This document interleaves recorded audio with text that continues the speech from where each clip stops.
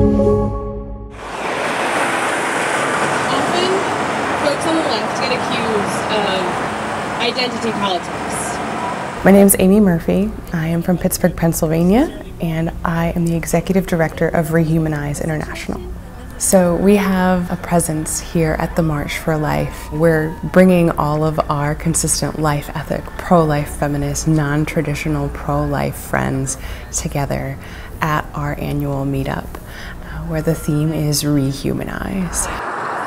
So at Rehumanize International, we embrace what is commonly called a consistent life ethic. In my common conversations, I'll call it a human-centered life ethic or a human-centered philosophy.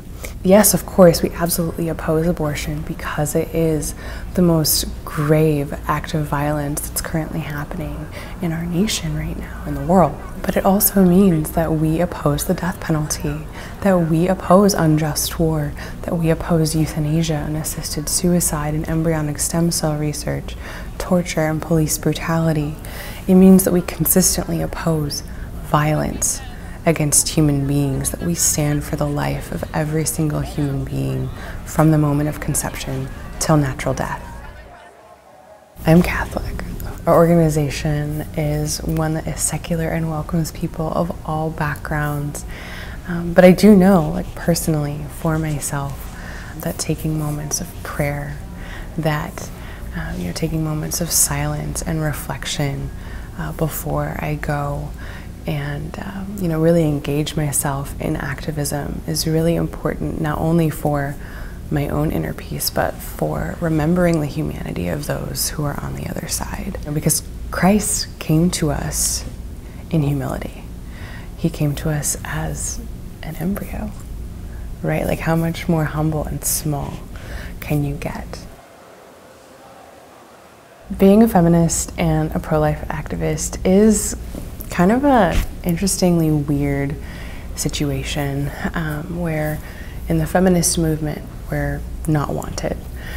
People will call us bad feminists or fake feminists, or they'll say that we are gender traitors. That's a really common one, just for being pro-life, even though we come from this holistic, human-centered pro-life position that is consistent in our belief for human dignity and equality.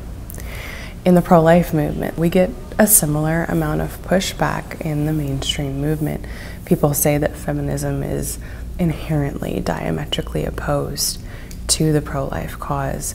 I think the misunderstanding might stem from a lack of historical knowledge of the feminist movement, honestly, where first wave feminists like Susan B. Anthony, Elizabeth Cady Stanton, Mary Wollstonecraft, and so many others almost unanimously opposed abortion and understood that the violence of abortion was contrary to this foundational equality that they were really after with their movement. There are teens coming. I think the most important part of us being present at the March for Life is just our mere presence alone is enough to bring attention to the fact that there are non-traditional pro-lifers, that this pro-life message is something that is understandable and agreeable to people of any faith or no faith at all, to people of any political background, to people who are straight or people who are LGBT, to people who are your stereotypical older conservative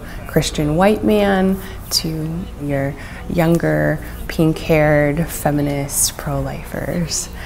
So that's something that I'm really excited about, is for people to be able to see us out when we're marching today, to see our signs that might not normally be seen at a March for Life. Our main signs that we hold will say, "Don't kill humans, no exceptions." And it's a really common sense idea, but it's something that we want to present to the pro-choice counter-protesters who are there to show them, like, this is our core foundational principle and this is where we're coming from. So why bring her into this world? Of course, giving the argument that it's better for a child to die than to suffer. With the ultimatums of her loved ones, those who ought to love you no matter